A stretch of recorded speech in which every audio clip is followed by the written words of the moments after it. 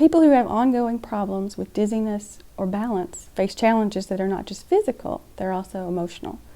A lot of my patients tell me that if they try to go in places that are crowded or visually busy, like grocery stores or malls or crowded restaurants, they have a lot of problems with that.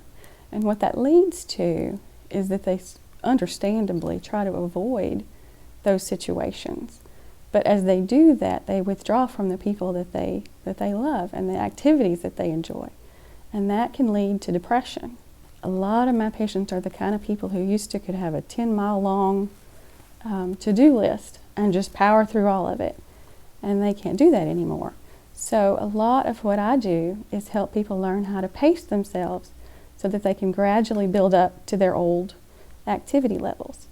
Pacing is not an easy thing, and being kind to themselves is not an easy thing to learn, but it can be learned, and it's an important skill with any chronic illness. Many people who have problems with dizziness also have problems with anxiety. There's actually a physical link between anxiety and dizziness. You feel dizzy, and that makes you anxious. And then the anxiety makes you feel more dizzy, which makes you feel more anxious. So it's kind of a vicious cycle. The things you tell yourself when you're dizzy, that's important. Your interpretation of the situation. A real common thing to happen is that people will move too quickly, and then they feel a little dizzy. And when that happens, they can either tell themselves, oh, I just moved too fast, I stood up too fast. If I just stand still, I'll be fine. Or they can think, oh, this is the start of a really bad dizzy spell. Who's going to pick up the kids at school?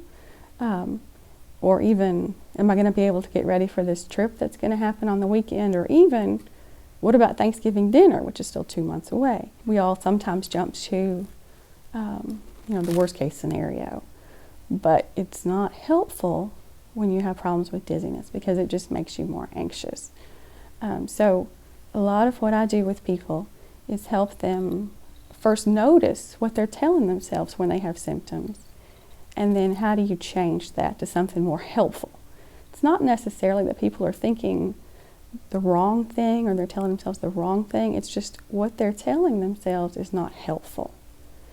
Balance disorders can be very isolating and can affect just about every aspect of a person's life. The goal of therapy is always to help people restore their relationships and get back to doing the things that are really important to them.